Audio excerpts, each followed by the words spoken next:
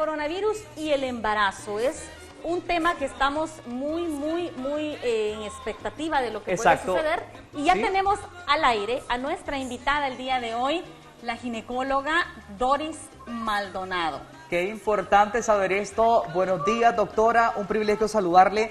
Sabemos de que este tema es bastante extenso acerca de que muchas mujeres se preguntan, ¿verdad?, que están en este periodo de embarazo y que les da muchísimo miedo al saber de que este virus, ¿verdad?, que se está propagando puede afectarles a ellas o también a su bebé. Así bienvenida. Que le damos la bienvenida. Gracias, buenos días. No escucho muy bien el sonido, pero trataré de comentarles algo sobre lo que capté en su duda. Sí. En efecto, es una preocupación en general, ¿verdad? Tradicionalmente asumimos a la paciente embarazada como una persona más susceptible que otras a algunas enfermedades. Honestamente, como esta enfermedad a nivel mundial es relativamente nueva, es poco lo que nosotros conocemos sobre la patología propiamente y en algunos grupos en específico, como las embarazadas.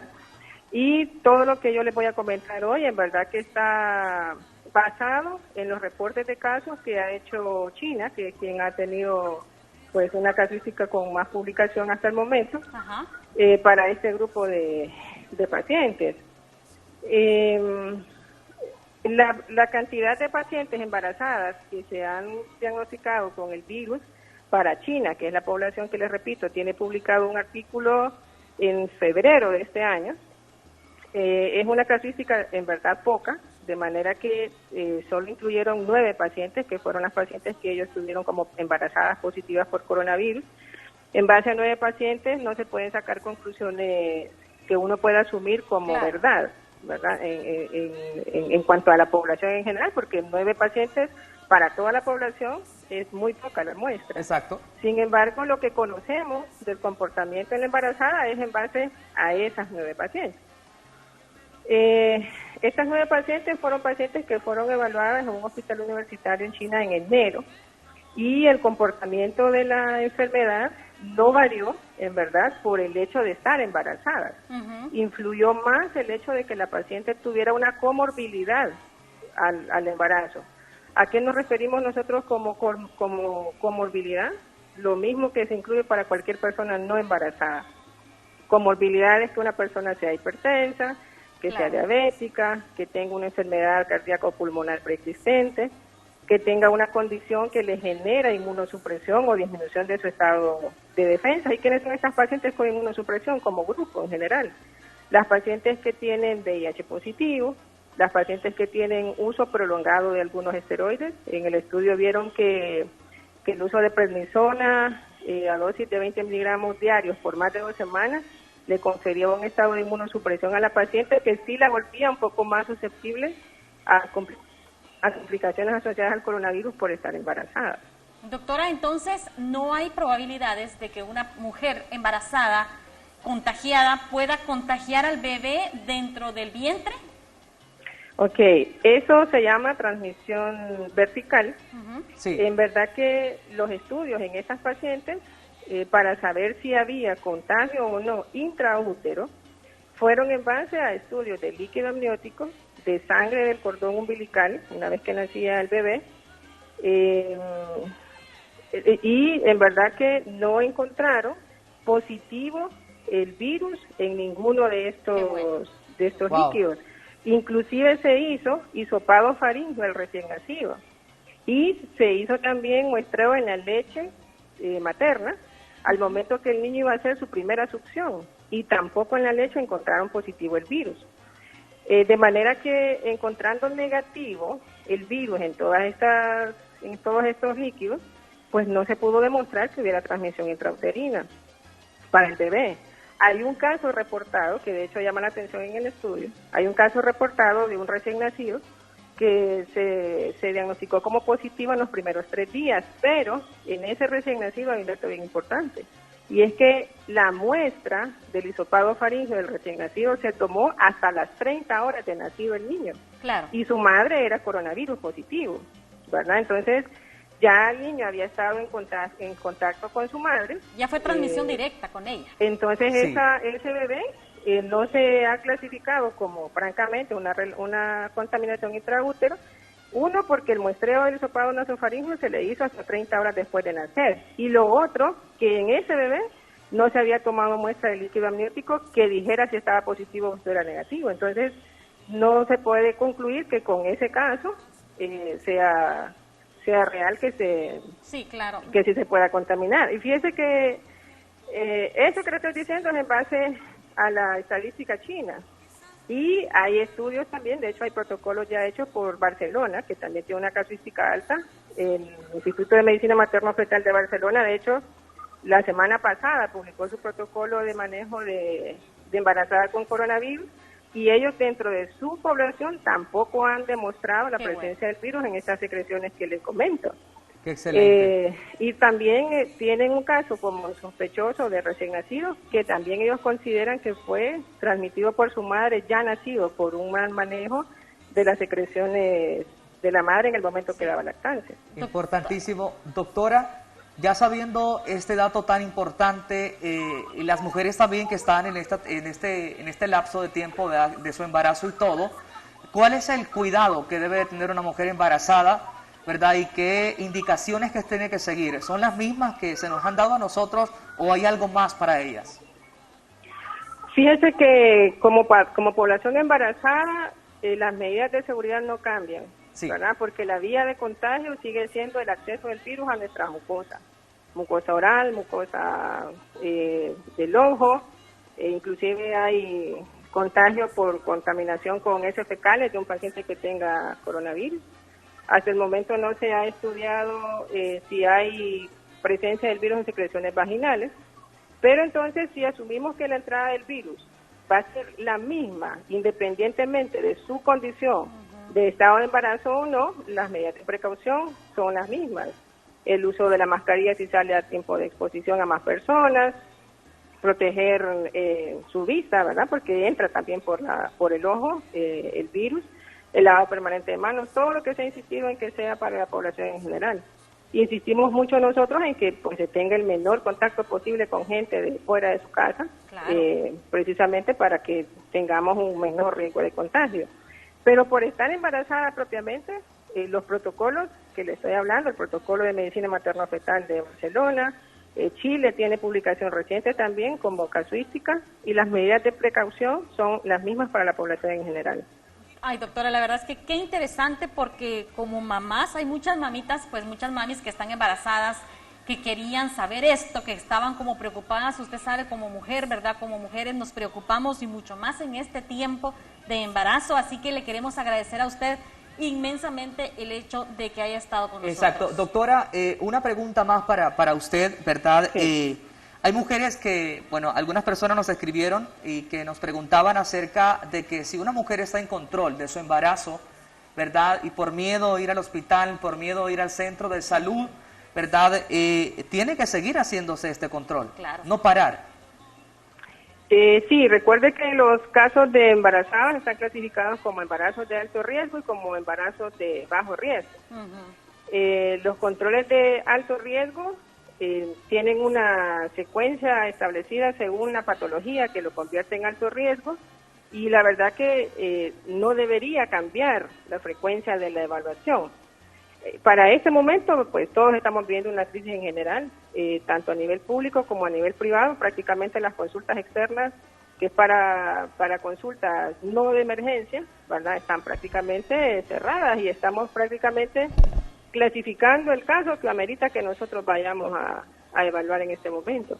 Excelente. Quisiera que me dieran la oportunidad de dar un aporte importante para la paciente que está dando pecho. Ajá.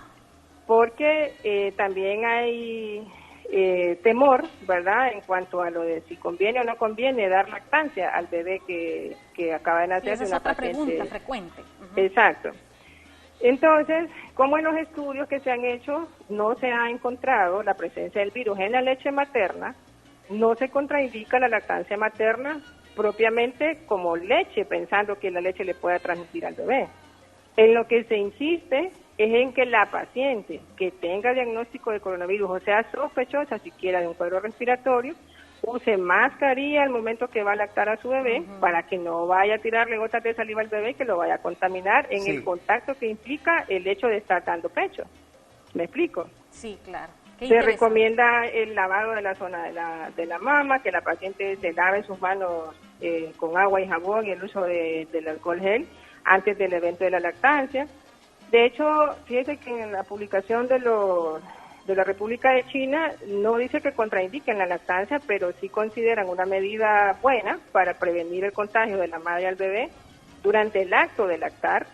Sí. El hecho de que la paciente pueda utilizar un ordeñador para hacer la extracción de leche y que al bebé se le pueda dar en pepe siempre la leche de la madre, pero sin que tenga el contacto cercano, digamos, que lo ponga en riesgo para el contagio con las gotas de saliva de la madre.